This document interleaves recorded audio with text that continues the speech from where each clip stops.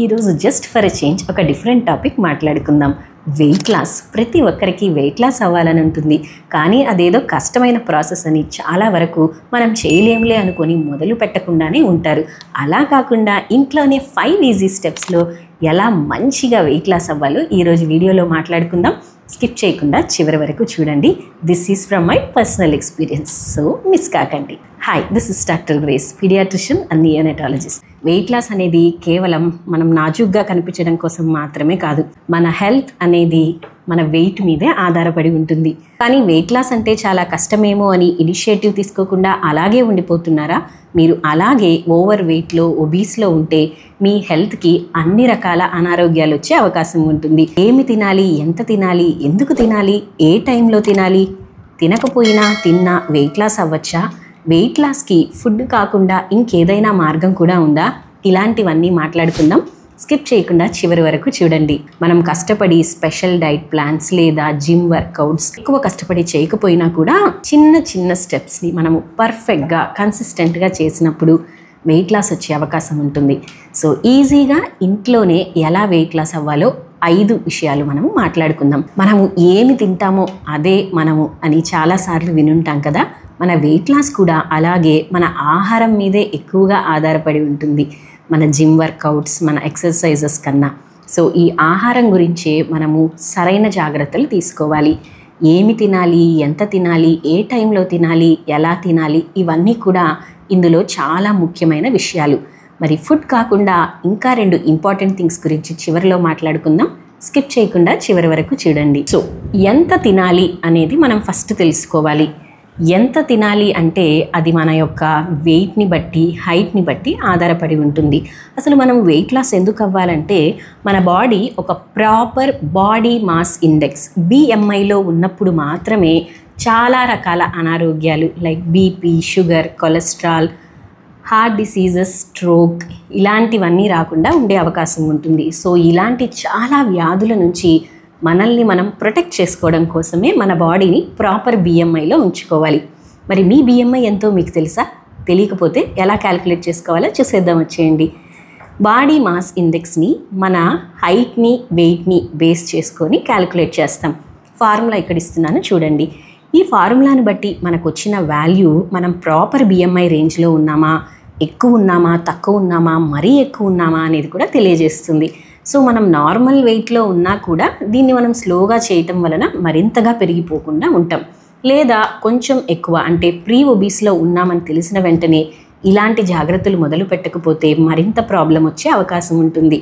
So మనం తీసుకోవాల్సిన జాగ్రత్తలు ఏంటో చూద్దాం. ఎంత తినాలి అంటే ఏంటంటే సాధారణంగా ఒక సెడెంటరీ లైఫ్ స్టైల్ ఉన్నవాళ్ళు, చిన్న చిన్న పనులు మాత్రమే చేసుకుంటున్న వాళ్ళు, ఇంటి పనులు, డెస్క్ జాబ్స్ ఇలా చేసే వాళ్ళకి అరౌండ్ 2000 క్యాలరీస్ పర్ డే అయితే సరిపోతుంది. కానీ మీరు ఒకసారి మీరు తింటున్న ఫుడ్ని క్యాలిక్యులేట్ చేసుకోండి, తప్పకుండా అంతకంటే ఎక్కువే తినేస్తుంటారు. లేదు నేను చాలా తక్కువ అన్నం తింటున్నానే అనుకుంటే మీరు ఎక్స్ట్రాగా తాగే టీ, కాఫీల వల్లే మీకు ఎక్కువ క్యాలరీస్ వచ్చే అవకాశం ఉంటుంది. సో ఒకసారి మీ క్యాలరీస్ని మీరు కౌంట్ చేసుకోండి, తప్పకుండా ఇంతకంటే ఎక్సెస్గానే తీసుకుంటూ ఉంటారు. సో మన బాడీ ప్రాపర్గా వర్క్ చేయాలంటే అవసరమైన ఈ 2000 క్యాలరీస్ సరిపోతాయి. సో మనము ఫ్యాట్ లాస్ అవ్వాలి అనుకున్నప్పుడు ఏం చేయాలంటే మనకు అవసరమైన దానికంటే తక్కువ తీసుకోవాలి, ఎక్కువగా ఖర్చు చేయాలి. అలాంటప్పుడే క్యాలరీ డెఫిసిట్ మన బాడీలో ఏర్పడినప్పుడు మనం తీసుకున్నది మన శరీరానికి సరిపోనంతగా మనము తక్కువగా అయినా తీసుకోవాలి, ఎక్కువగా అయినా ఖర్చు పెట్టాలి. అలాంటప్పుడే మన బాడీలో ఉన్న ఫ్యాట్ స్టోర్స్ కరగడం మొదలవుతాయి. సో మనం ఎంత తినాలి అని తెలుసుకోవడానికి సాధారణంగా 500 క్యాలరీస్ ఆఫ్ క్యాలరీ డెఫిసిట్ని క్రియేట్ చేస్తే చాలు. 2000 అనుకున్నాం కదా, ఇంతకంటే తక్కువ అంటే 1500 లేదా మీరు చేయగలిగితే 1200 క్యాలరీస్ అలా కూడా తీసుకోవచ్చు. అలాంటప్పుడు మాత్రమే మన బాడీలో ఉన్న ఫ్యాట్ కరగడం మొదలుపెట్టి కనీసం వారానికి 1/2 కిలో బరువు మనము తగ్గుతాం. ఏంటి 1/2 కిలోనైనా ప్రయత్నం చేస్తే ఎక్కువ వెయిట్ లాస్ రావాలి కదా అని అనుకోకండి. ఎక్కువ వెయిట్ లాస్ ఒకేసారి అవ్వడం కూడా మన బాడీకి చాలా ప్రమాదకరం. స్లో అండ్ స్టడీగా కన్సిస్టెంట్గా వారానికి 1/2 కిలో నుంచి కిలో మాత్రమే తగ్గడమే మన బాడీ అంతా సెట్ చేసుకోవడానికి కూడా హెల్ప్ అవుతుంది. సో ఆత్రపడకండి, కన్సిస్టెంట్గా మంచి ఫలితాలను పొందుకోవచ్చు. సో మీరు అరౌండ్ 1200 to 1500 క్యాలరీస్ని తీసుకోవాల్సి ఉంటుంది ఎవ్రీడే. ఇలా కాకుండా మీరున్న హైట్ వెయిట్ని బేస్ చేసుకొని క్యాలరీస్ని మీకు ఎంత కావాలి, అందులో డెఫిసిట్ 500 ఎలా క్యాలిక్యులేట్ చేసుకోవాలో ఇక్కడ నేను ఫార్ములాస్ ఇస్తాను, చెక్ చేసేయండి. 1500 క్యాలరీస్ తీసుకోమన్నాము. మరి నేను ఒక కేక్, ఒక ఐస్, ఒక చాక్లెట్ తినేస్తేనే 1500 అయిపోతాయి, అవి తినేసి నేను ఉండిపోవచ్చా అంటే అది చాలా తప్పు. ఎంత తినాలితో పాటు ఏం తింటున్నామో కూడా చాలా చాలా ఇంపార్టెంట్. సో ఏమి తినాలి అంటే మనకున్న major groups carbohydrates, proteins and fats. దీనితో పాటు మైనర్గా వైటమిన్స్, మినరల్స్, ఫైబర్ కూడా ఉంటాయి. సో కార్బోహైడ్రేట్స్ మనం తీసుకుంటున్నప్పుడు అవి హోల్ గ్రెయిన్స్ రూపంలో ఉండాలి. అంటే హోల్ గ్రెయిన్స్ అంటే రీఫైనింగ్ అవ్వకుండా ఉన్నప్పుడే వాటి ఔటర్ లేయర్లో ఉన్న ఫైబర్, వైటమిన్స్, మినరల్స్ మనకు వస్తాయి. ఈ మైక్రోన్యూట్రియన్స్ రావడం వలన, ఫైబర్ ఉండటం వలన ఇవి మరింత న్యూట్రిషియస్ అవుతాయి. వాటిలో ఉన్న ప్రాపర్టీస్ బెటర్గా అబ్జర్వ్ అవ్వడానికి, యూటిలైజ్ అవ్వడానికి కూడా హెల్ప్ అవుతుంది. సో మీరు ఏ కార్బ్స్ తీసుకుంటున్నా, అది రైస్ అయినా, వీట్ అయినా, మిల్లెట్స్ అయినా కూడా అన్రీఫైన్డ్గా ఉండేలాగా చూసుకోండి. ఈ మిల్లెట్స్ అలాంటివి మనము నానబెట్టి తీసుకున్నప్పుడు మాత్రమే వాటిలో ఉన్న యాంటీ న్యూట్రియన్స్ పోవడం వలన అబ్జార్ప్షన్ పెరుగుతుంది అండ్ వాటిలో ఉన్న ప్రోబయాటిక్ కంటెంట్ కూడా పెరిగే అవకాశం ఉంటుంది. సో నానపెట్టకుండా మిల్లెట్స్ని ఉపయోగించకండి. ఇంకొక ముఖ్యమైన విషయం ఏంటంటే కార్బోహైడ్రేట్స్ అంటే మనకు అన్నం తినడం, చపాతీలు తినడం ఇష్టం కాబట్టి తినేస్తాం. అందరూ చేస్తున్న పెద్ద తప్పు ఏంటంటే ప్రోటీన్ని సరిగ్గా తీసుకోకపోవడం. మన బాడీ ప్రాపర్గా ఫంక్షన్ చేయాలన్నా, మన బాడీ BMR అంటే బేసల్ మెటబాలిక్ రేట్ ప్రాపర్గా రన్ అవ్వాలన్నా, మన బాడీలోని హార్మోన్స్, ఎంజైమ్స్ అన్నీ తగినంత మాత్రంగా ప్రాపర్గా సెక్రీట్ అవ్వాలన్నా కూడా ఈ ప్రోటీన్స్ చాలా చాలా అవసరం. సో మీరు ఒకసారి క్యాలిక్యులేట్ చేసుకోండి, ఈ ముందు రోజు మీరు ఎంత ప్రోటీన్ తీసుకున్నారని. నిజంగా మనకు అవసరమైన దానికంటే మనం చాలా తక్కువ ప్రోటీన్ తీసుకుంటూ ఉంటాం. సాధారణంగా యావరేజ్గా 1 గ్రామ్ పర్ కేజీ మన బాడీ వెయిట్కి ప్రోటీన్ మనకు అవసరం. ఎక్కువ ఫిజికల్ యాక్టివిటీ చేసేవాళ్ళు, జిమ్ చేసేవాళ్ళు, స్పోర్ట్స్ ఆడేవాళ్ళు, ఇలాంటి వాళ్ళైతే, బాడీ బిల్డింగ్ చేసే వాళ్ళకైతే అరౌండ్ 1.5 to 2 కూడా okay. But on average 0.83 to 1 gram per kg of protein అయితే మనం తీసుకోవాలి. మనం చూస్తున్నప్పుడు నిజంగా ఇందులో సగం కూడా చాలామంది మనలో తీసుకోకుండా ఉంటాం. సో ఈ ప్రోటీన్ మీద మీరు కాన్సన్ట్రేషన్ చేయాలి. అలాంటప్పుడే మన బాడీలో బేసల్ మెటబాలిక్ రేట్ పెరుగుతుంది, అవసరమైన హార్మోన్స్, ఎంజైమ్స్ అన్నీ ప్రాపర్గా సెక్రీట్ అవుతాయి. ప్రోటీన్ తీసుకున్నప్పుడు ఫుల్నెస్ రావడం వల్ల ఆకలి త్వరగా వేయదు. అంత మాత్రమే కాకుండా షుగర్ క్రేవింగ్స్ రాకుండా ఉంటాయి. సో మీ ప్రోటీన్ కంటెంట్ని మీరు ఇంప్రూవ్ చేసుకోవాలి. At least 1 gram per kg of your body weight or ideal weight. Protein తీసుకోమన్నాం కదా అని సడన్గా డే 1 నుంచే ఎక్కువ ప్రోటీన్ కూడా తీసుకోకండి. ఒక 10 గ్రామ్స్ యాడ్ చేసుకోండి, 20 గ్రామ్స్కి వెళ్ళండి. అలా స్లోగా ఎక్స్ట్రా ప్రోటీన్ని తీసుకుంటున్న దానికంటే 10 గ్రామ్స్, 20 గ్రామ్స్ అలా ఇంక్రీజ్ చేసుకుంటూ వెళ్ళండి. మన బాడీ దాన్ని అబ్జర్వ్ చేసుకోవడం, యూటిలైజ్ చేసుకోవడం అలవాటు చేసుకుంటుంది. డే 1 నుంచే 60 grams per day, 100 grams per day అలవాటు లేని వాళ్ళు ప్రయత్నం చేయకపోవడమే మంచిది. సో ప్రోటీన్ని మీ ఫుడ్లో ఎంత తీసుకుంటున్నారో ఒకసారి క్యాలిక్యులేట్ చేయండి. ఎంత తీసుకుంటున్నారో కామెంట్ కూడా చేయండి. నెక్స్ట్ ఫ్యాట్స్ అనేవి మన బాడీకి చాలా చాలా ఇంపార్టెంట్ కాబట్టి లోను హెల్దీ ఫ్యాట్స్ కావాలి. మనకి బాడీకి అవసరమైన ఒమేగా 3 ఫ్యాటీ యాసిడ్స్ లాంటివి కావాలి కాబట్టి గీ, కోకోనట్ ఆయిల్, అన్రిఫైన్డ్ ఆయిల్స్ ఇలాంటివి మనము యూజ్ చేయొచ్చు ఫ్యాట్స్కి. ప్రోటీన్స్ కోసం ఇంకా మన అందరికీ తెలిసిందే, నాన్ వెజిటేరియన్స్ అయితే ఎగ్స్, ఫిష్, మటన్ అలాంటివన్నీ తీసుకుంటాము. వెజిటేరియన్స్ అయితే పల్సెస్లో, స్ప్రౌట్స్లో అన్నిట్లో కూడా ప్రోటీన్ ఉంటుంది. పన్నీర్, టోఫు ఇలాంటివన్నీ కూడా మనము యూజ్ చేసుకోవచ్చు. సో మనం ఇప్పుడు కార్బోహైడ్రేట్, ప్రోటీన్, ఫ్యాట్ గురించి మాట్లాడుకున్నాం. ఇవన్నీ హోల్ గ్రెయిన్స్గా ప్రాపర్ సోకింగ్లో వాడుకుంటే ఆటోమేటిక్గా మనకి అవసరమైన వైటమిన్స్, మినరల్స్ కూడా వస్తాయి. వీటికి మనము యాడ్ చేసుకోవాల్సింది ఫైబర్ అనేది at least 25 to 30 grams per day మనము తీసుకోవాలి. ఇది మనం చాలా తక్కువగా తీసుకోవడం వలన మన బాడీ సిస్టమ్ని రీసెట్ చేయడానికి అవసరమైన గట్ బ్యాక్టీరియా, ప్రోబయాటిక్స్ అనేవి సరిగా డెవలప్ అవ్వకుండా ఉంటాయి. ఈ ఫైబర్ అనేది మన గట్ బ్యాక్టీరియాకి ఫుడ్ లాంటిది. సో వాటిని మనం ఫీడ్ చేయకపోతే అవి సరిగా పనిచేయవు. మన బాడీకి అవసరమైన సిగ్నల్స్ ప్రాపర్గా రావు, BMR స్లో అయిపోతుంది, ఇతర జబ్బులు, ఇన్ఫ్లమేషన్స్ అన్నీ పెరిగే అవకాశం ఉంటాయి. కాబట్టి ప్రాపర్ ఫైబర్ మీరు తీసుకోవడం చాలా చాలా అవసరం. ఇంకొంచెం వైటమిన్స్, మినరల్స్ పెంచుకోవడానికి ఫ్రూట్స్ అండ్ వెజిటబుల్స్ని మన డైలీ డైట్లో మనము తప్పకుండా ఇంక్లూడ్ చేసుకోవాలి. ఫ్రూట్స్, వెజిటబుల్స్ కలిపి కనీసం రోజుకి 5 రకాలైనా మనం తీసుకోవాలి. అలాంటప్పుడు మాత్రమే మన బాడీకి అవసరమైన మైక్రోన్యూట్రియన్స్ అన్నీ వస్తాయి. సో ఫుడ్ అయితే ఏమేమి తీసుకోవాలో ఆలోచించాం. మరి ఏ టైంకి తీసుకోవాలి? ఇంటర్మిటెంట్ ఫాస్టింగ్ అందరూ వినే ఉంటారు కదా. ఇంటర్మిటెంట్ ఫాస్టింగ్ అంటే అదేదో చాలా విచిత్రమైనది ఏమీ కాదు.